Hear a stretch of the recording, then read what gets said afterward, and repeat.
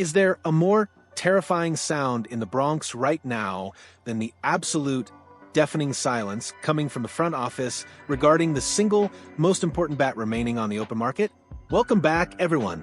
We are officially in the endgame of the offseason, and the tension surrounding the New York Yankees and their standoff with star outfielder Cody Bellinger has reached a boiling point. If you are a Yankees fan, you are sweating bullets right now. And if you are a fan of chaos, grab your popcorn because this chess match is about to end. We have breaking news coming from Jim Bowden this Tuesday morning that changes the complexion of everything. According to reports, Cody Bellinger is currently mulling over multiple offers from multiple teams and, crucially, is expected to make a final decision shortly. Shortly is the key word that sends shivers down the spine of every general manager involved. It means the bidding war is over, the cards are on the table, and now we wait for the hammer to drop. Let's contextualize why this is such a nerve-wracking moment for the Yankees. We know the offer that Brian Cashman has reportedly left on the table, a 5-year deal ranging between $155 million and $160 million. It includes the bells and whistles, opt-outs after year 2 and 3, plus a hefty signing bonus. On paper, it looks fair, but is fair enough when you are dealing with Scott Boras? Remember, Bellinger wasn't just a passenger in 2025, he was an engine. He posted a massive 5.1 WAR, wins above replacement. In the modern game, a 5 WAR player is a franchise cornerstone. He hit 29 home runs, drove in 98 RBIs, and slashed in .813 OPS with a 125 OPS plus. But beyond the raw numbers, it was his evolution that mattered. We saw a Bellinger who cut down on the swing and miss, who adopted a 2-strike approach that was lethal, and who played Gold Glove caliber defense across all 3 outfield spots and first base. The Yankees aren't just trying to sign a left fielder, they are trying to retain the glue that held their lineup together last season. If they lose him, where do they pivot? The internal options are unproven, and the trade market has thinned out. The historical context here is heavy.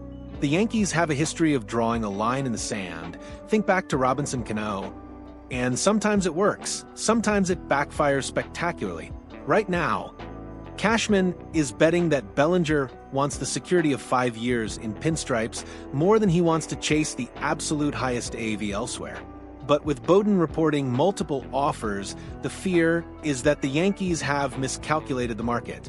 Are they about to lose their second-best hitter over a difference of a few $1 million a year?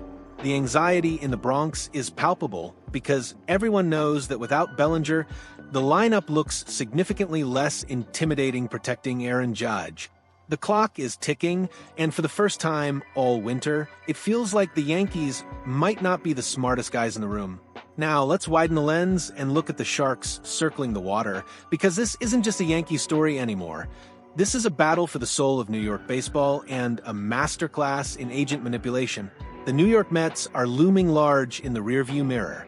Steve Cohen and David Stearns have cleared the deck by trading Brandon Nimmo, creating a gaping hole in center and left field that has Bellinger's name written all over it.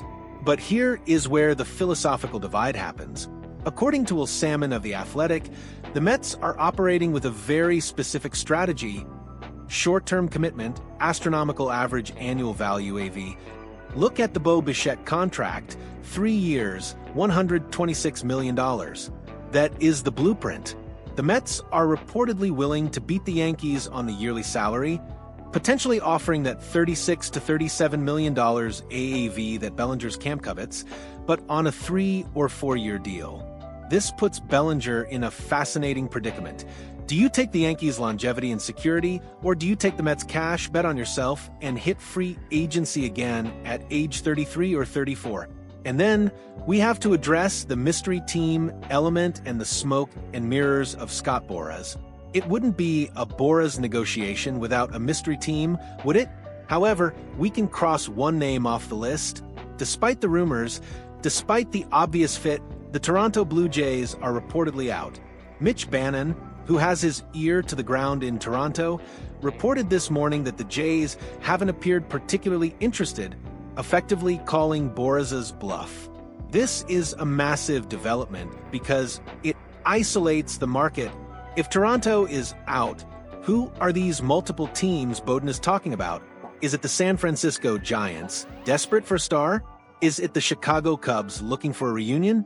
Or is this classic Boras leverage, inventing a market to force Brian Cashman to add that 6th year or bump the AAV to $35 million? We have to analyze the psychology of the Boras bluff. He knows the Yankees are desperate. He knows the Mets have infinite money. He is playing them against each other in a high-stakes game of chicken. The report that the Yankees don't want to budge is the immovable object meeting the unstoppable force. If the Mets offer 4 years at $150 million, a higher AAV, and the Yankees offer 5 years at $160 million, more total money, it comes down to Bellinger's risk tolerance. The impact of this decision goes beyond money. It's about legacy.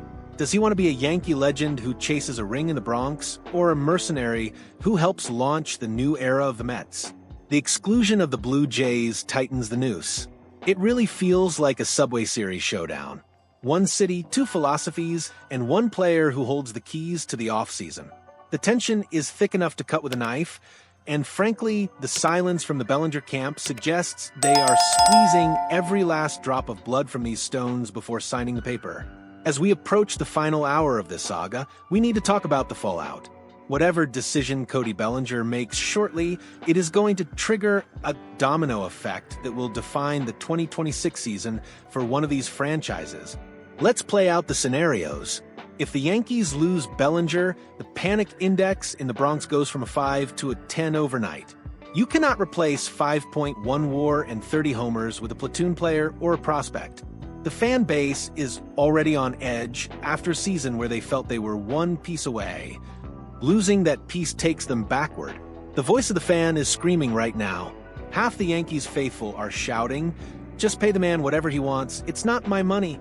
They remember the clutch hits, the defense, and the protection he gave the lineup. The other half, the more analytical side, is saying he is 30 years old.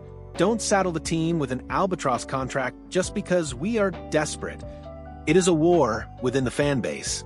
But make no mistake, if Cashman lets him walk over money and the Yankees offense stalls in April, the media in New York will be merciless. On the flip side, if the Mets land him, it is a massive statement of intent. It validates their retool on-the-fly strategy. Replacing Nimmo with Bellinger is arguably an upgrade in ceiling, if not floor. It proves that the Mets are the premier destination for stars who want to get paid. And for Bellinger personally, taking a short-term, high AAV deal is a gamble. One bad injury, one regression season, and he loses tens of millions in future earnings. Taking the Yankees deal is the safe play. Taking the Mets deal is the alpha play. We are looking at a decision that shapes the AL East and NL East simultaneously. The Yankees offer stability and a legacy. The Mets offer cash and a fresh start. And lurking in the shadows, there might still be that one mystery team ready to ruin everyone's plans. But realistically, this feels like a two-horse race where one horse is offering a marathon and the other is offering a sprint. I need you guys to put on your general manager hats right now, because I am genuinely torn on this one. If you are Cody Bellinger, what do? Do you take the 5 years and the pinstripes, locking your future?